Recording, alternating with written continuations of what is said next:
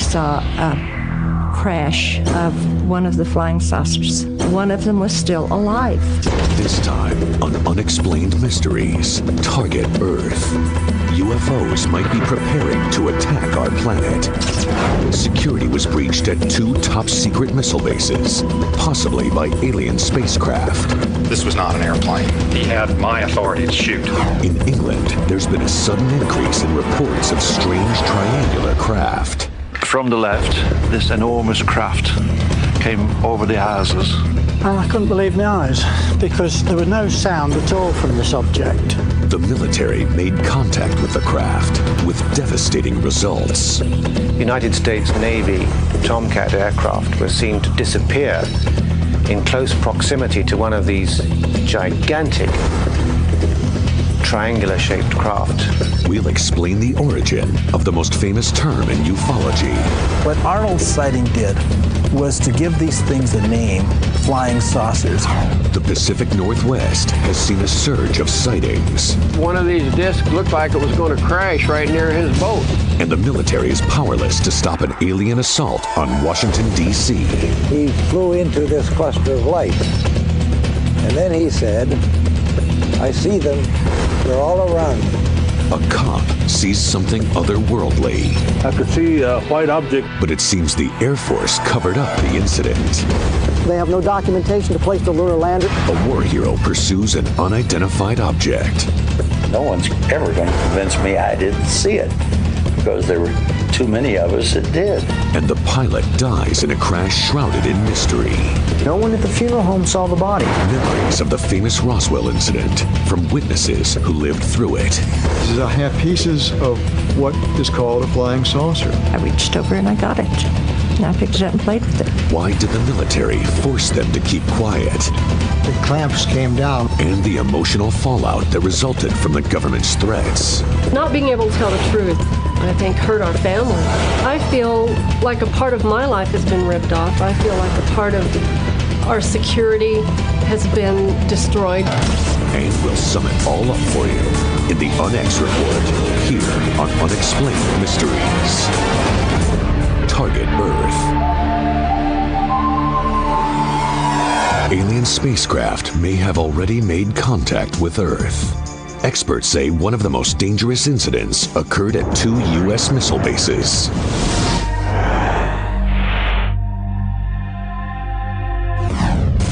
Malmstrom Air Force Base, Montana.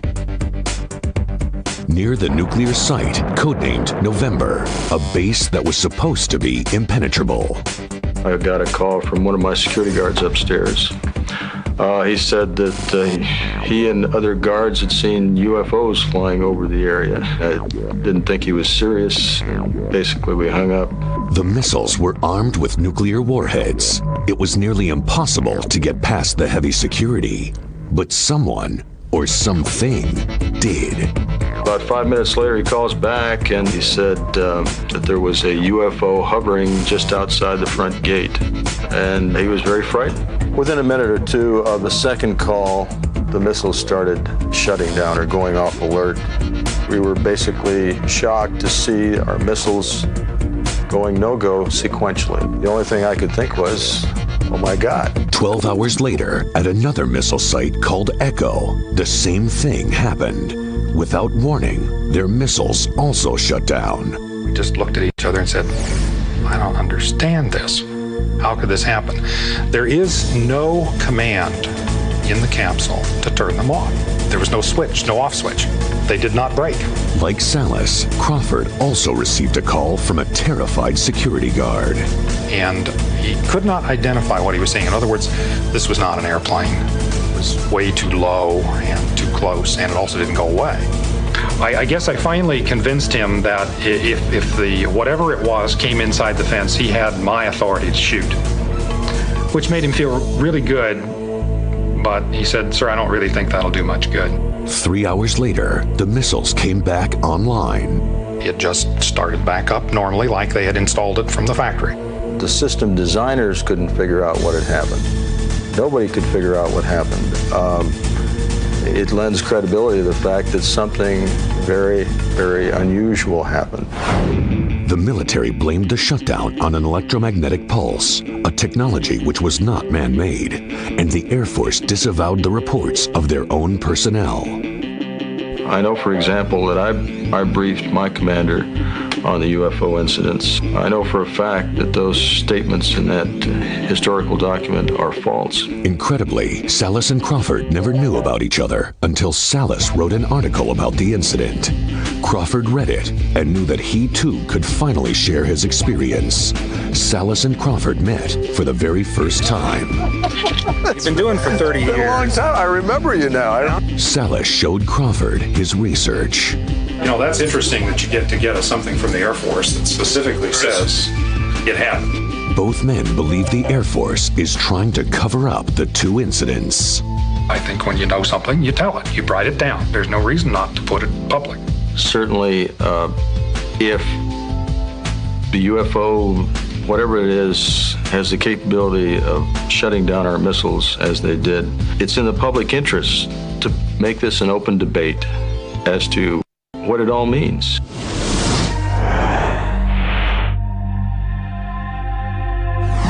Sightings of unusual craft are taking place all over the world. In the skies over England, witnesses report giant triangular craft. For sure, in all cases, people report these things made no noise whatsoever. Some have been seen only a few hundred feet up. From the left, this enormous craft came over the houses. And I couldn't believe my eyes because there was no sound at all from this object. It banked over sharp to the left, and then I could see it was a huge triangle. The British media have named these craft Silent Vulcans, after a British military plane known as the Avro Vulcan B-2. The Vulcan was a pretty much triangular-shaped aircraft, but certainly it was no bigger than, let's say, for instance, 60 feet across, and nothing like the kind of size that we associate with today's flying triangles, as it were. Some say the objects are U.S. stealth bombers, but the experts aren't buying it. I just cannot believe that something as big as that could be described as a conventional super-secret stealth aircraft. Manchester, a Silent Vulcan nearly collided with a passenger jet as it was landing. Quite suddenly, what the crew described as a triangular, very brightly lit craft flew past them very, very close on their right-hand side. And the reports mentioned that the co-pilot instinctively ducked because it was so close.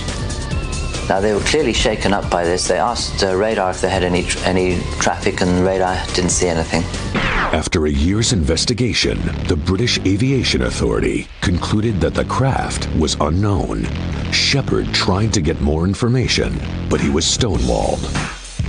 I've written to the captain and he hasn't replied. He's fed up with the whole thing. This comes back to the culture of silence. The line of least resistance is to say nothing about these things.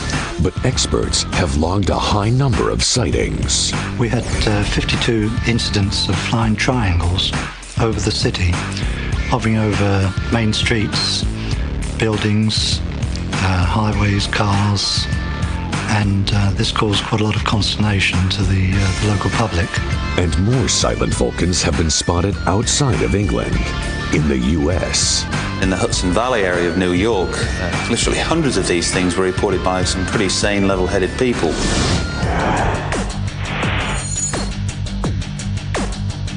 We looked over the top of the trees, and there was this object there out of nowhere. This great big object. It was about 300 foot wide, the size of a football field hanging over your head. And more were sighted in Europe. There were several thousand sightings, some of them at low level, of triangular-shaped objects over Belgium. Not just ordinary civilians, but highly qualified observers, such as military pilots. The Belgian Air Force was very open and disclosed how many missions they'd flown against flying triangles. They released an F-16 cockpit film that showed the triangle accelerating from 0 to 900 kilometers per hour within seconds. They dropped from 10,000 feet to 500 feet in a few seconds. They were performing aerobatics that no human pilot could have withstood the G-forces. Other ominous incidents were reported by U.S. military personnel. On two occasions, United States Navy Tomcat aircraft were seen to disappear in close proximity to one of these gigantic triangular-shaped craft. And I spoke to the witnesses in both instances, and I'm convinced they were telling the truth. Experts fear that these close encounters pose a major security threat. Some of these craft are dangerous. I have no doubts about that whatsoever. And some of the beings associated with them are dangerous. I don't think they have our best interests at heart. Coming up on Unexplained Mysteries, a pilot files the first ever UFO report. They looked something like a pie plate that was cut in half. Fishermen claim to see UFOs descending toward their boat. One of the UFO appeared, from their point of view, to perhaps be having mechanical problems. The Air Force fears that unknown crafts flew within striking distance of our nation's capital. Described them as brilliant blue-white light. The Air Force radar expert thought they were picking up metallic objects. The government's investigation of a sighting may have actually been a cover-up. This is the government trying to do its fancy little dance. In the skies above Kentucky, Air National Guardsmen see an unknown craft. The UFO was in the air for 4 hours. A famous pilot goes after the object. He said, my 2 wingmen are coming in. We want hot guns, and we want them now. An alien spacecraft might have crashed near Roswell, New Mexico. I have pieces of what is called a flying saucer. The Roswell survivors finally speak out about the military cover-up. I just wish we could get to the bottom of this while I'm still alive. And we'll give you the final summation in our Unex report. It's all here on Unexplained Mysteries.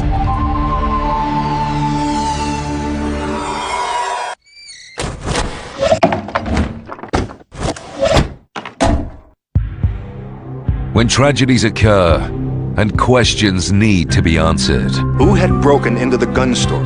When lives are at stake and justice needs to be served. Why was she shot without even being asked for the money? I saw 2 figures who had ski masks and were carrying guns. It's time to examine Exhibit A. The science of forensics made real. Mondays to Fridays on Zone Reality. You got a problem. What do we have today? She was a tenant from hell. Okay. Who you gonna call? How about the one man who really knows what's going on down in the city? I know how it's done. I T-boned him. I'm not responsible. Why did you flee the scene of an accident? All rise, please. Judge Mazziarello is in session. You're talking to me like I'm an idiot, and I'm not an idiot. That's my ruling. Case closed. Street Court on Zone Reality. Beyond a world that's predictable and safe lies the intriguing. And I saw this large globe of light. The vicious. It's the most violent thing I've ever seen. And the terrifying. They don't feel safe. None of us feel safe. Beyond what we know and what we understand. You can't explain everything with science. Lie the unsolved mysteries. Mondays to Fridays on Zone Reality.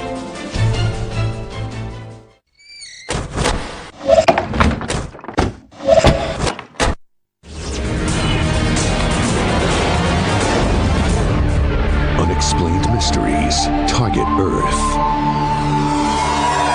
UFOs. Throughout history, people have claimed to see them. Here's the account of the first official sighting. Mount Rainier, just outside Seattle, Washington. An experienced search and rescue pilot named Kenneth Arnold said he saw 9 flying objects. I could see them only plainly when they seemed to tip their wing or whatever it was, and the sun flashed on them. They looked something like a pie plate that was cut in half. They seemed to flip and flash in the sun just like a mirror, in such a way that it almost blinded you when you looked at them through your plexiglass windshield. As I kept looking at them, I kept looking for their tails. They didn't have any tails. Arnold calculated the craft were flying at 1,500 miles per hour, much faster than any man-made planes. And people were fascinated by his statement that they were flying like a saucer. 1947 marks the beginning of the UFO era. This is something that everybody agrees on.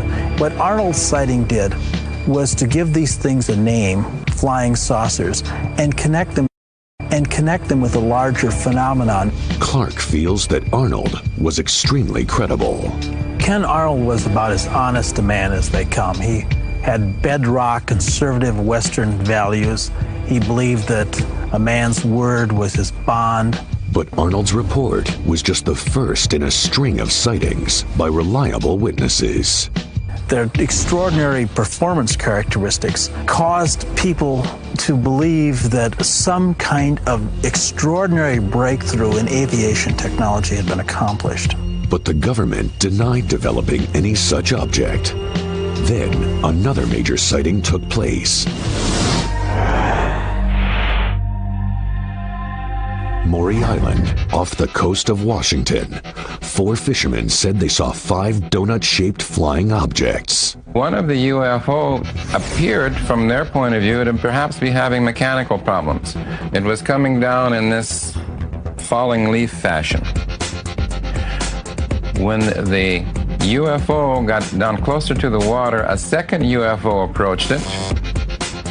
It touched it as if to jumpstart, perhaps. Then all of the craft took off into the sky and disappeared. After a brief investigation, the Air Force and local newspapers concluded it was a hoax. Some witnesses did not go public then, but now they are. Barney Leroy saw the same donut shapes. Barney Leroy saw the UFO in the falling leaf pattern. And Barney Leroy saw the jumpstart. Barney Leroy was a minister. Before he passed away, he told his brother what he saw. He said, Bob, one of these discs looked like it was going to crash right near his boat, right over here, maybe 100 yards from the sighting. And he said that another one suddenly came down over the woods and over the trees and touched it. Didn't crash into it, but touched it just enough to give it life. These Washington sightings marked the beginning of the modern UFO movement. I did see it, and I did clock it, and it's just as much a mystery to me as it is to everyone else who's been calling me the last 24 hours wondering what it was.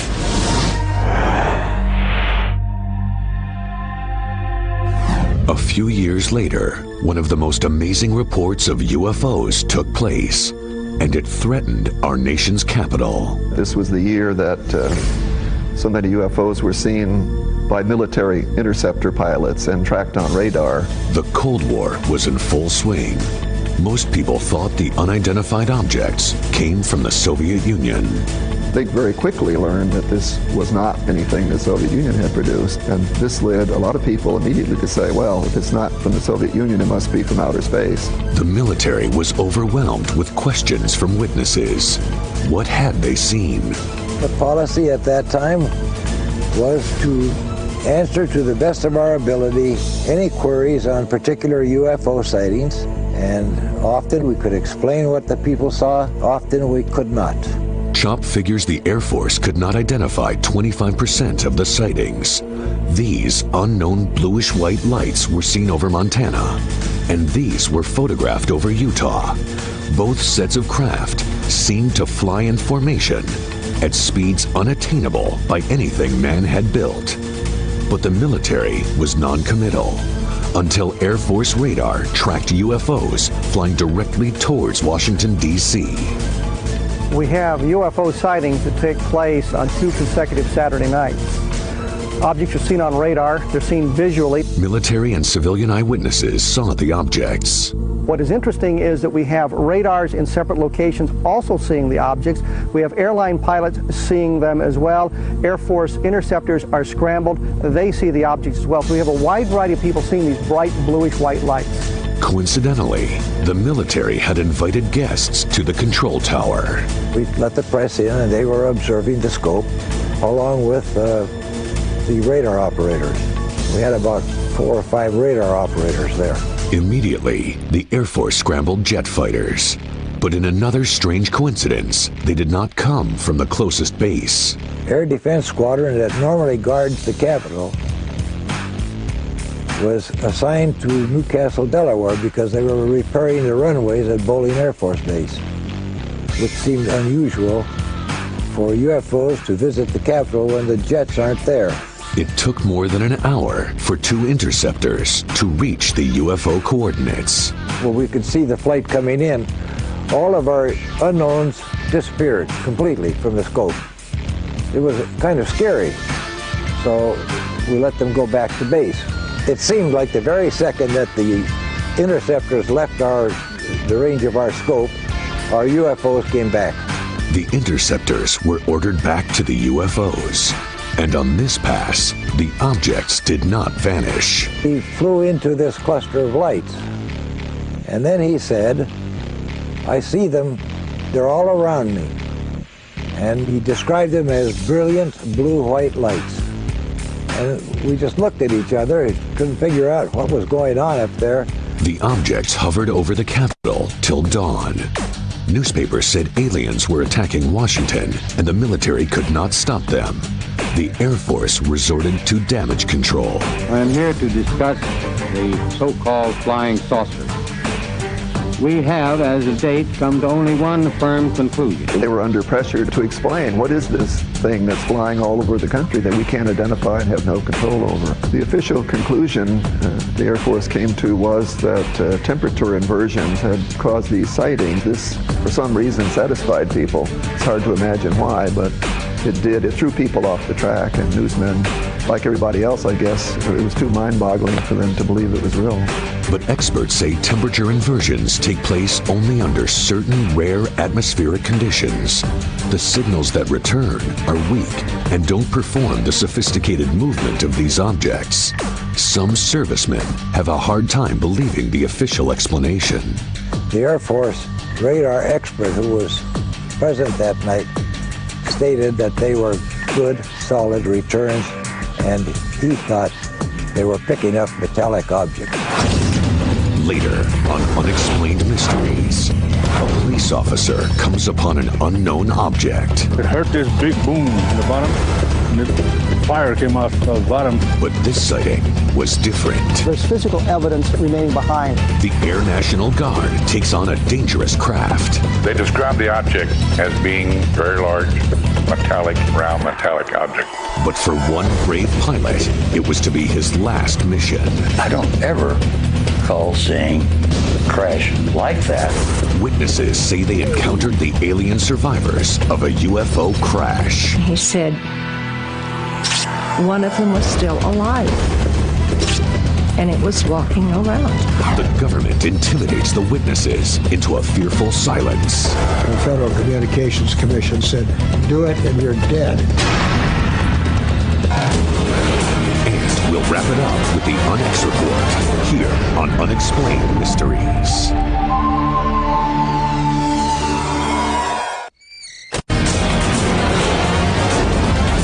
Unexplained Mysteries, Target Earth.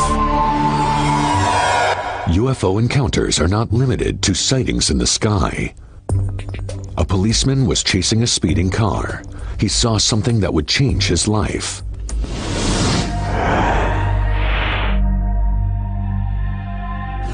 Socorro, New Mexico. When we got to this hill, I saw a lot of dust, and I let the speeder go, and I turned to investigate. I could see a white object sitting between those two bushes over there. As he got closer, Zamora saw something he had never seen before. It was sort of a big egg shape, bigger than a car. I heard this big boom in the bottom, and the fire came off the bottom. He took cover behind his car. I could feel the heat off it because it's windy like now. And then it gradually pulled up about 20, 30 feet and stayed there for a while and then just took off. When the object flew over the horizon, Zamora's radio started working again. Panicked, Zamora called for help. Soon after, a state police car pulled up. We came down here and we saw this big rock right down here. It was still on fire. And then we saw the imprints of the legs of the craft, and then it was 4 of them. And then we saw this footprints are on here. A few hours later, the FBI started their investigation. They went down there and measured the footprints and everything, but they didn't say what it was or not. The media descended on Socorro. This is one of the few sightings that got national attention immediately. Lonnie Zamora's story is on the national news. It's in all the newspapers. Everybody's talking about it. Randall thinks the incident is important because of the physical evidence. Landing gear marks were found. The bush was burned by the UFO engine. There were occupants, creatures from the craft sighted by Lonnie Zamora. 3 days later, the Air Force's top investigator took over.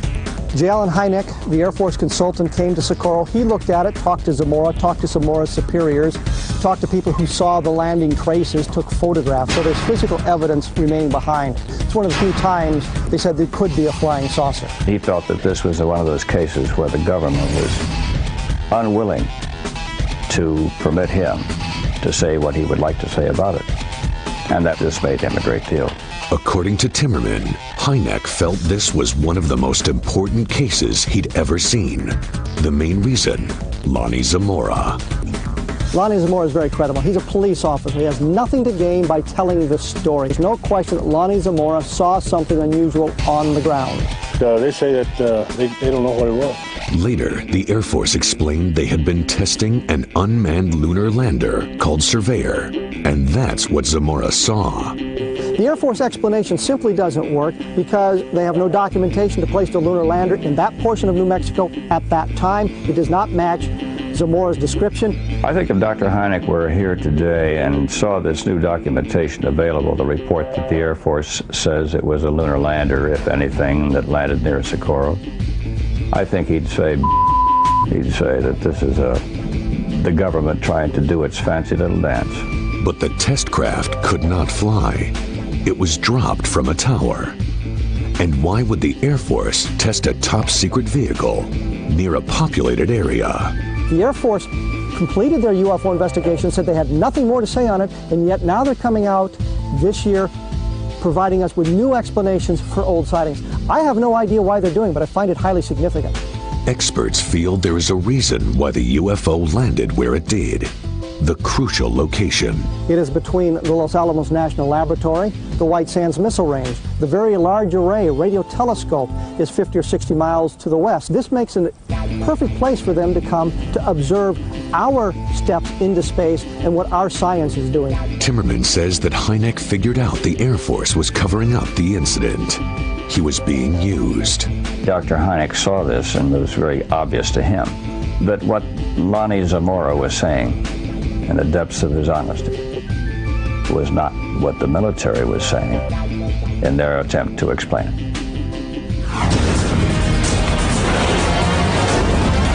Unexplained mysteries target Earth.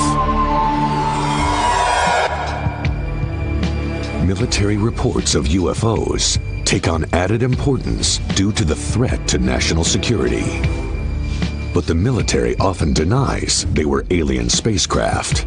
No one's ever going to convince me I didn't see it, because there were too many of us that did. War hero Thomas Mantell Jr. chased what he thought was a UFO. The Air Force disagreed, and he paid for his mistake with his life.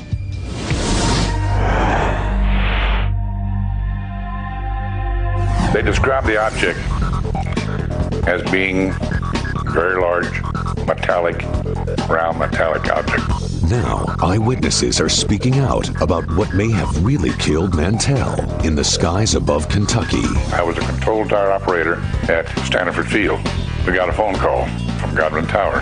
He said, we have a UFO hovering over our airport. And Mr. Kipps, this is no drill. The UFO was in the air for 4 hours, and it didn't move, it just stayed there. Captain Mantell was in charge of a Kentucky National Guard squadron. He was ordered to pursue the unidentified flying object. One of the pilots in the flight, Al Clements, said to him, Tommy, you don't have any air, you can't do this. Mantell replied back, Al, don't worry about it, it's not a problem. They continue on up. Clements finally caught onto it himself. He described it as a large glowing object. He said, my 2 wingmen are coming in. We want hot guns, and we want them now. Blackwell says that Mantell sent the other planes back to get live ammo. The day of the Mantell crash, I was 6 years old. My mother was taking clothes in off the line. She'd been watching a bright light in the sky. We heard a loud plane, and we saw this loud plane, and we saw this spider plane coming in below the bright light. Got pretty close to it, and all of a sudden went straight up at it. Then, flying at top speed, Mantell's plane slammed into the ground. When Captain Dusler arrived to investigate, he discovered something very peculiar. There wasn't a drop of blood anyplace. It was odd because there was no blood. Odd because there was no fire. I don't ever recall seeing a crash like that or as serious as that didn't have a fire. I never saw his body because the coroner had taken it away. No one at the funeral home saw the body. It was in a black leather bag, and then it was sealed inside a lead coffin. The body was buried 3 days after the accident. Was there even a body in that black leather bag? No one saw the remains. Recently discovered documents reveal that the Air Force sent Colonel H.M. McCoy and his investigator Al Ludding to the site. Ludding had been studying what he called flying discs. He was the only man assigned to, as he called it, Saucer Project. He had file case after file case after file case filled with reports. One of the keys to solving this case comes from finding out more information about the Air Force intelligence team that was sent to investigate this incident. Alfred Ludding was assigned very early in the game to work on flying discs for the intelligence group. Al Ludding designed a flying disc-shaped craft, which, although he was not allowed to patent it at that time, ultimately got a patent. Where did Ludding get the idea for a flying saucer? Was it similar to the one Mantell pursued? At that time, it was general procedure that nobody talked about UFOs. The Air Force's official statement, Mantell died of anoxia, a lack of oxygen, while chasing the object. But does that cover up the real cause of Thomas Mantell's death? If we can answer these questions, if we can find out their background, then we can have a little bit more information that could answer as to whether this was an extraterrestrial vehicle. Coming up on Unexplained Mysteries, the legendary Roswell incident. What happened in the desert? We saw a crash of one of the flying saucers. Witnesses say physical evidence was recovered from the crash site. It was a series of geometrical patterns, very different from anything I'd ever seen before. The government cover-up that traumatized Roswell's friends and neighbors. Our families have been greatly affected, and we never knew why. And we'll give you the final word on UFOs in our Unex report, here on Unexplained Mysteries.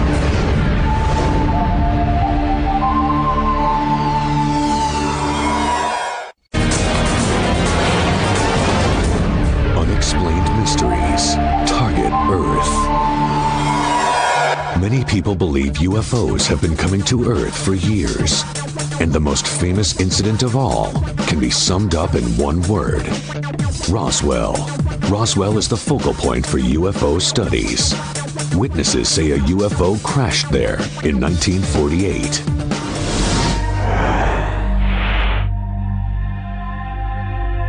I have pieces of what is called a flying saucer. They also say the U.S. government covered it up with threats and intimidation. And if anybody got close, they were told to shoot to kill. Whatever happened at Roswell, I believe that the government covered it up. The government's brutal tactics left lasting emotional wounds on the residents of the town. But now, the survivors of Roswell are risking their lives to speak out. Obviously, our families have been greatly affected. Our parents' lives were changed, and we never knew why. Roswell was the home of the 509 bomb group of the Army Air Force. It was the only unit in the world with the atomic bomb. Jesse Marcel was the base intelligence officer. It was late one night when my dad came in. He woke my mother and myself up out of a sound sleep to show us some debris that he brought in from the desert. The debris came from a crash of an unknown craft. And he was very excited. He called this stuff parts of a flying saucer. There was some metal foil-like material, jagged like it had been ripped or torn. Marcel's son says he noticed some pieces contained symbols that looked like hieroglyphics. It was a series of geometrical patterns. It was certainly very different from anything I'd ever seen before or since.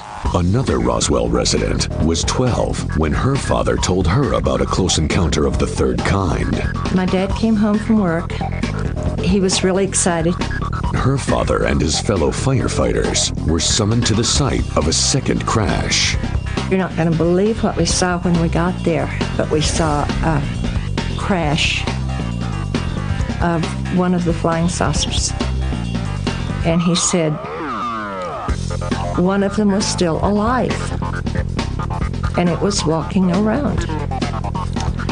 And he said there were two other bodies, but they were in body bags, so he really couldn't see them.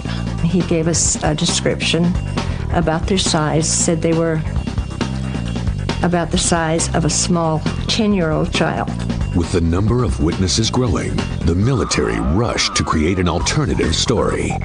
They forced Captain Marcel to go along with the cover-up. The material that he had taken to General Ramey was taken from him, and then a substitute, pieces of an old weather balloon were laid out, and the news media were called in, and Major Marcel had to pick up a piece and show it. It was a blatant lie. The military conspiracy left lifelong scars on the people they'd threatened. Not being able to tell the truth, I think, hurt our family. I feel like a part of our security has been destroyed. Some have a theory about why aliens were watching the area. I believe that the reason there were so many flying saucers was that atomic bomb went off. So I think they were observing what was going on. I think they knew what was going on. When Roswell's radio station reported the incident, the newsmen heard from the government. The Federal Communications Commission said, the next word you pop out of this, we'll monitor you. Do it and you're dead. Frankie Rowe found some of the crash debris at the fire station. I reached over and I got it. And I picked it up and played with it. Then the military confronted Frankie with a threat that has plagued her for the rest of her life.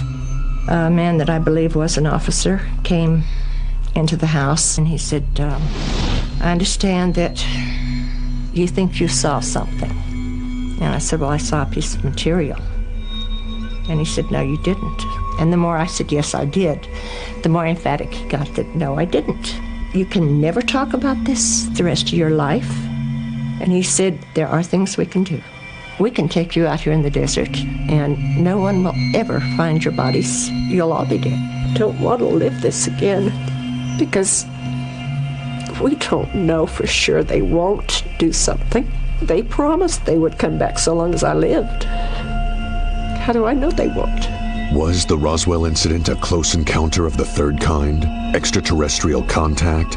The government says no, but Frankie Rowe and her fellow survivors feel they've paid a terrible price for the government's cover-up. I think the world should be told all of the details from the beginning, but I don't think this is the only incident, and I think we are entitled to know about all of them.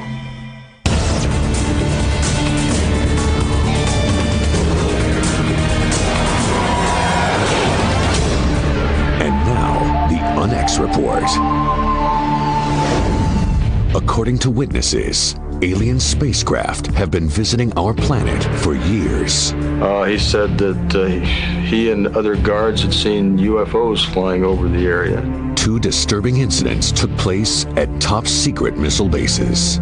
This was not an airplane. If the whatever it was came inside the fence, he had my authority to shoot. Nuclear missiles were taken over by a mysterious force. About 5 minutes later, he calls back and missiles started shutting down. All over England, there were sightings of huge flying craft. It banked over, shot to the left, and then I could see it was a huge triangle. Reports came in from credible witnesses like airline pilots. A very brightly lit craft flew past them. The co-pilot instinctively ducked because it was so close. Experts fear that the unidentified objects pose a significant threat. And some of the beings associated with them are dangerous.